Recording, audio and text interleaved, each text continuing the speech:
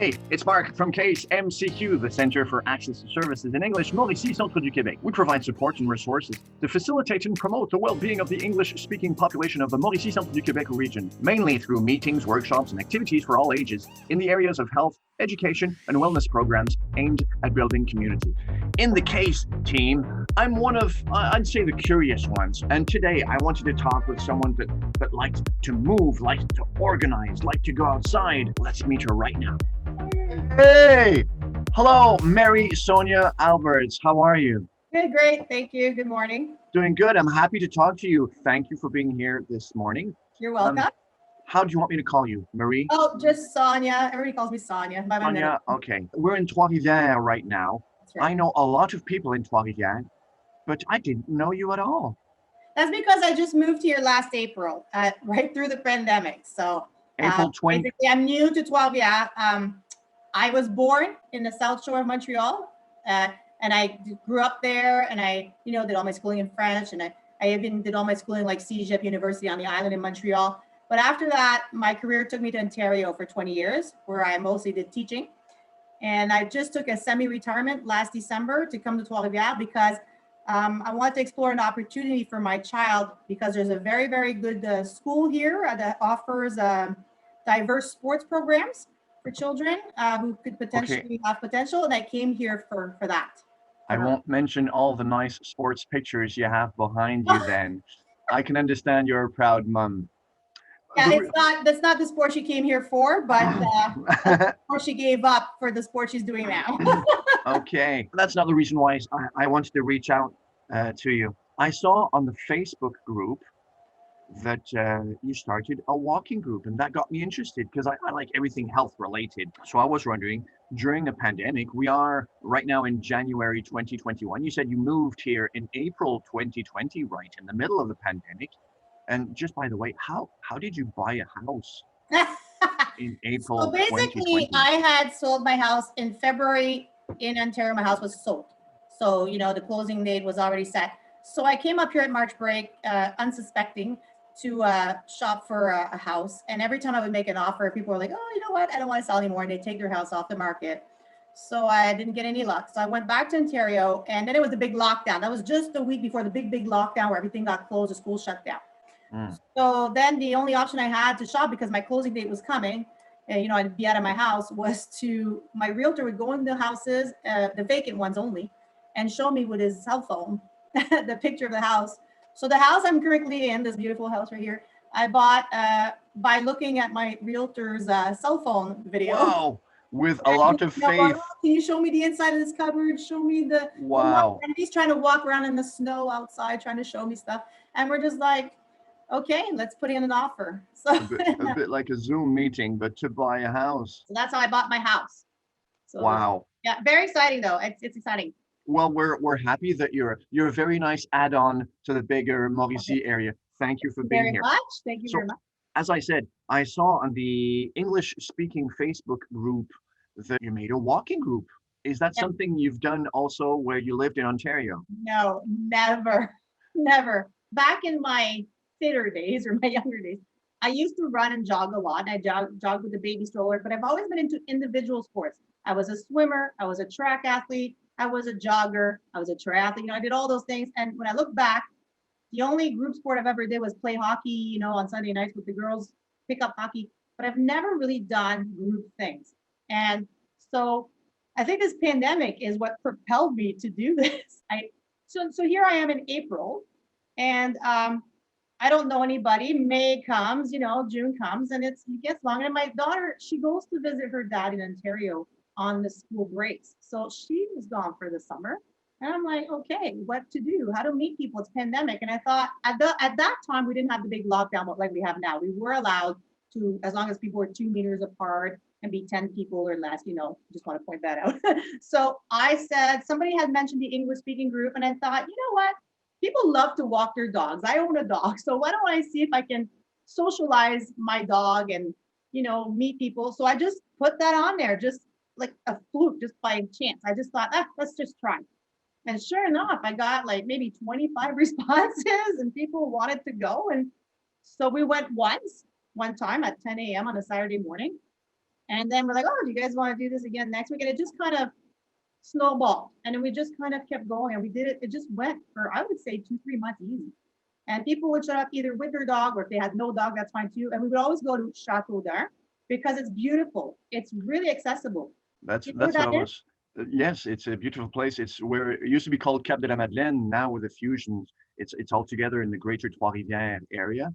Yeah, So and it's it's unbelievable that in the middle of a town, in the middle of Cap de Madeleine, which is an industrial sector, I understand, that there's this big wooded area and you can't really see it because to access it, you have to come in, I think it's Rue Saint Michel, but it's a small street, and or you come in from the other side, which is a highway, but it's kind of hidden in there. But once you know where it is, I think to go around, it's about 5 or 6 kilometers to go around it. And then you can go through these trails all over. So you can get a good hour and a half easy.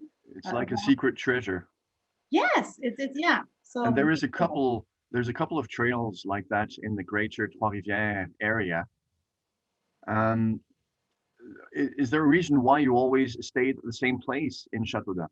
yeah, because that way people will know that if it's not enough, whatever, if it makes it a routine. It's at 10 a.m. We don't have to go, oh, I thought you said Chateau d'Arc. Oh no, we went to, Point du Lac or something, It makes it easier. Everybody knows where it is. And that park is well made because if you arrive late or you don't join the people, you can go the other way and kind of eventually you'll bump into each other. Nothing small, but you will find the group. So it's convenient that way as well.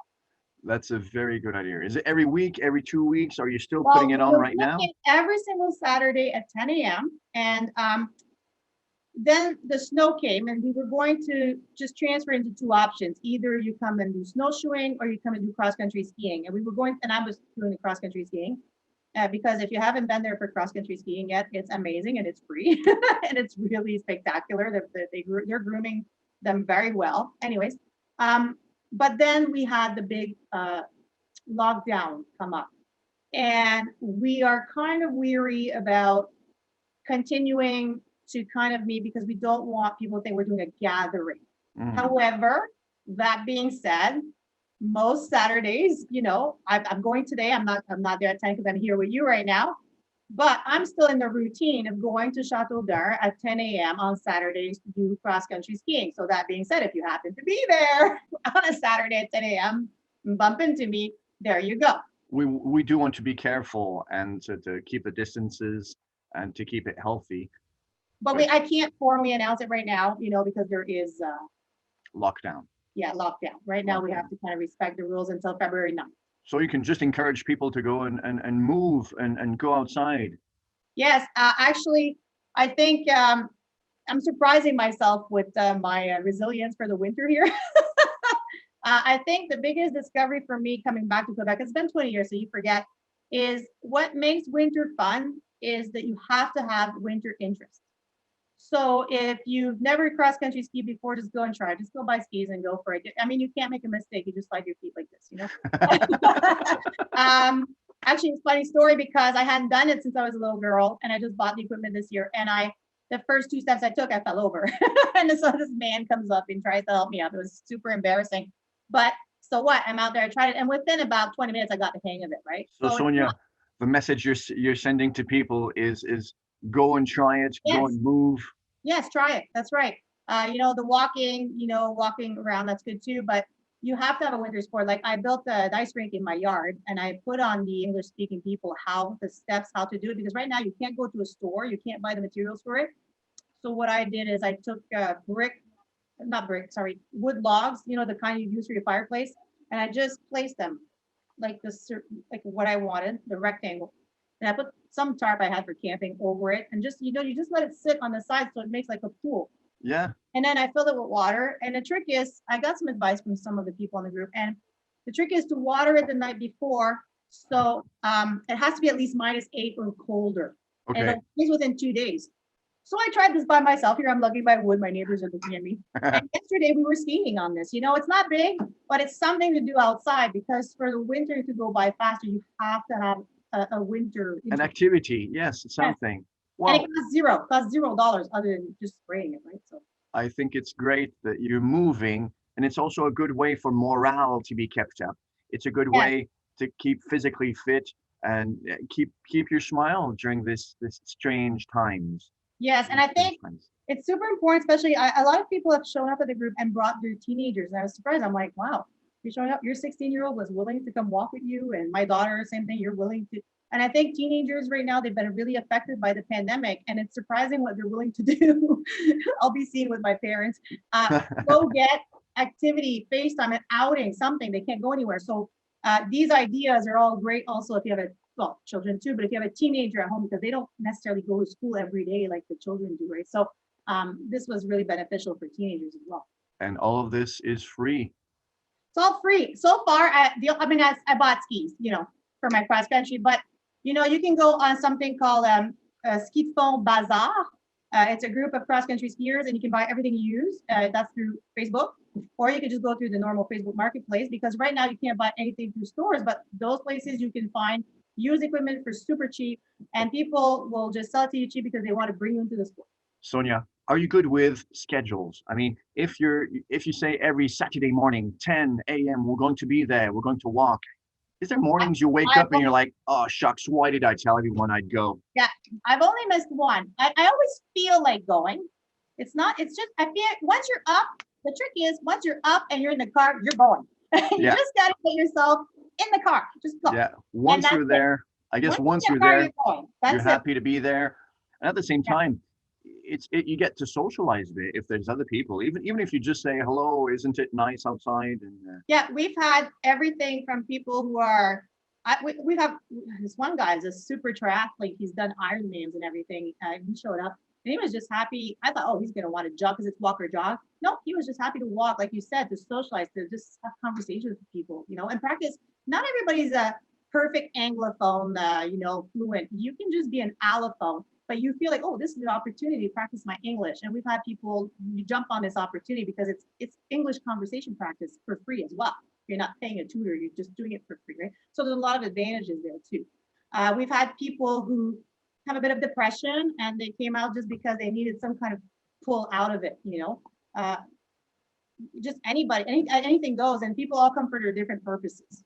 Well, good. Well, I guess you just wanted to make a walking group, and it has many, many benefits. So kudos to you, Sonia. Thank you very much. Sonia, it's been a pleasure meeting you. And if anyone wants to walk, you say Château d'Un, or if they want to make their own walking group, you're encouraging them to do so? Yeah, they could just, tell their friends, put it on your own Facebook group. Me, I go on 10 a.m. on Saturdays is usually my routine, just because I got into the routine. Right now, I can't announce it, but as soon as we're allowed to regather in a certain amount of groups or 2 meters or whatever the government says, for sure, you're going to see my announcement on the English People Speaking group on Facebook. That's where you would find information. Until then, I might bump into you. With 2 meters apart. Yeah, but it's pretty good. When another thing that just good to bring that up, when you go to Château d'Un right now, everybody's going, because it's this cross country place, or for the snowshoeing, it's very good right now. And people are very good. I've noticed that they kind of keep their distance. Everybody seems respectful to be 2 meters, more than that even. I haven't seen anybody gather or cluster. It's actually impressive. So it's good, it's healthy, it's social, only benefits. Yeah, absolutely. Let's do that. I'm going to go and put my snowshoes on. I'm going to go and see you. See you later. Thank you. Cheers. Thanks very much. Bye-bye. I like it. It's fun. It's a way to make friends, right?